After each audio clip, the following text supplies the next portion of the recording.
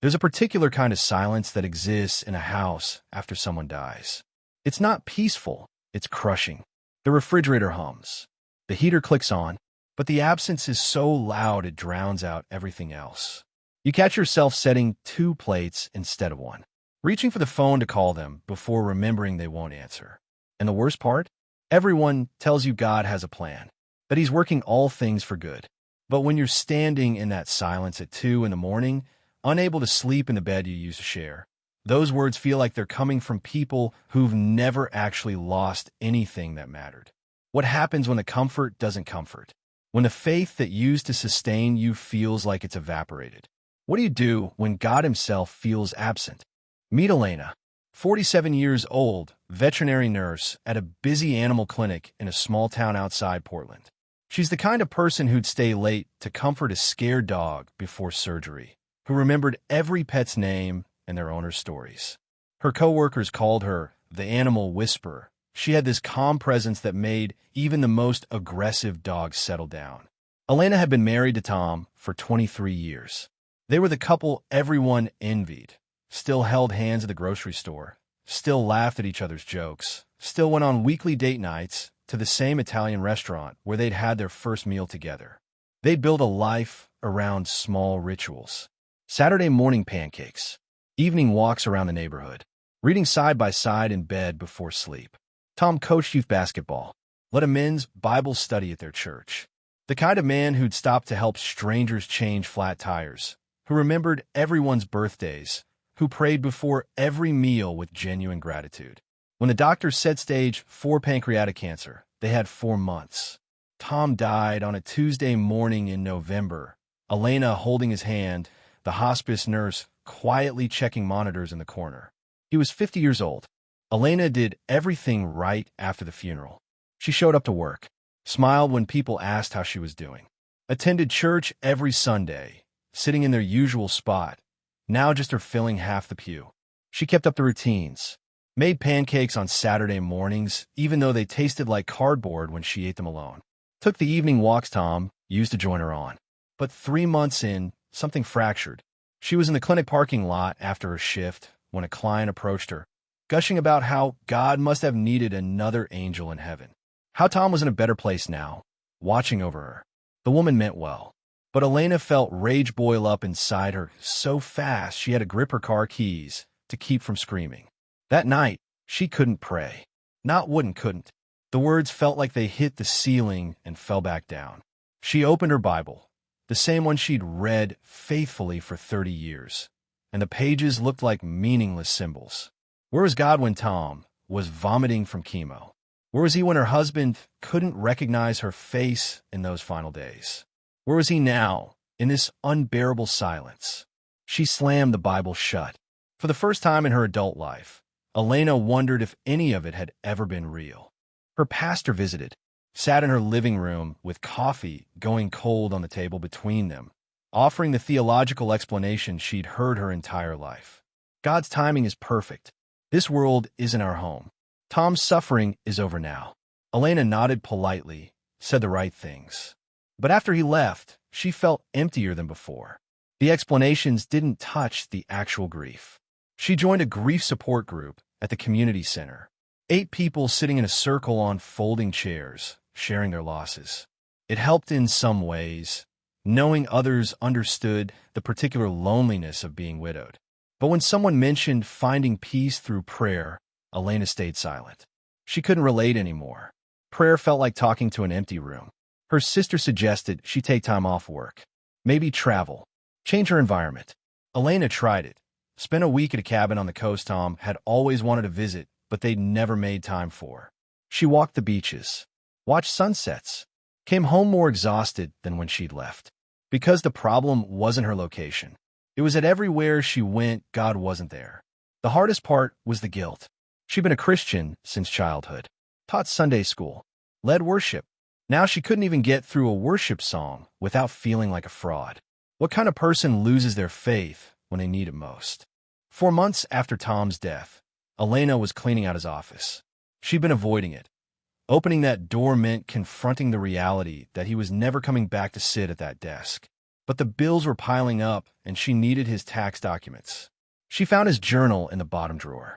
Tom had never mentioned keeping one. Elena almost put it back unread. It felt invasive. But something made her open it. The entries were sporadic.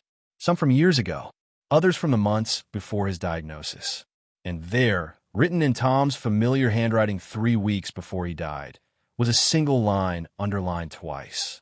Job 13, verse 15. Though he slay me, yet will I hope in him.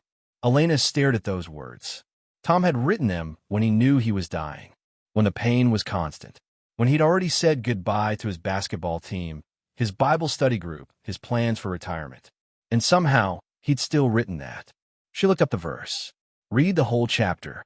Job, sitting in the ash heap of his destroyed life, children dead, body covered in sores, friends accusing him of hidden sin. And Job says, even if God kills me, I'm still going to trust him. It wasn't a pretty verse. It wasn't comforting in the way people usually mean. Job wasn't saying everything happens for a reason or that God needed another angel. He was saying something far more unsettling. I don't understand any of this. I'm furious and confused and grief-stricken, but I'm not letting go. Elena read it again and again. Tom hadn't written it because he had answers. He'd written it because he didn't, because holding on to hope when nothing made sense was the only option left. For the first time since the funeral, something in Elena's chest loosened. The change wasn't dramatic. Elena didn't suddenly feel God's presence flooding back. She didn't stop being angry, but she started doing something different. Every morning before work, she'd sit at Tom's desk and read that verse out loud. Not as a declaration of faith she fully felt, more like a decision she was making anyway. Though you slay me, yet will I hope in you. Some mornings she said it through tears. Other mornings she said it with clenched teeth, still furious. But she said it. She stopped pretending to be okay at church. When people asked how she was doing, she started saying, I'm struggling. I'm angry at God most days. But I'm still here. The honesty felt like relief. And surprisingly, people responded. Others started admitting their own doubts, their own seasons of feeling abandoned. Elena began volunteering at the animal shelter on weekends, something she'd always wanted to do, but life got too busy. She'd sit with the older dogs nobody wanted, the ones traumatized and scared. She wasn't trying to fix them or herself. She was just present. And somehow, being with creatures who couldn't offer platitudes or explanations helped more than any sermon. 6 months after Tom's death, a young tech at the clinic approached her after a difficult euthanasia. The woman was crying, questioning why she'd chosen this profession if she couldn't save them all. Elena found herself sharing her own story. About Tom, about the silence, about choosing to hold on even when you don't understand why. Elena realized something. Her faith didn't need to be pretty. It didn't need to be certain. It just needed to be honest. Like Job, like Tom, like everyone who'd ever chosen to hold on even when God felt silent. Though he slay me, yet will I hope in him. Job didn't say it because he understood God's plan.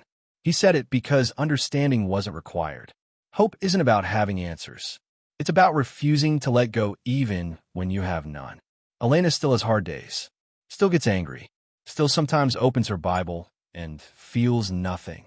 The silence hasn't completely lifted, but she's learning that faith isn't measured by constant reassurance. It's measured by whether you're still willing to show up in the absence. Tom's death didn't make sense. It still doesn't. And Elena has stopped waiting for it to. Some things in this life won't be explained. Some losses won't be redeemed with tidy lessons. But that doesn't mean hope is foolish. It means hope is courageous. Maybe you're in that silence right now. Maybe God feels absent. Maybe the prayers feel hollow and the comfort rings false, and you're wondering if you've lost your faith entirely. But here's what Elena discovered. Doubt isn't the opposite of faith. Giving up is.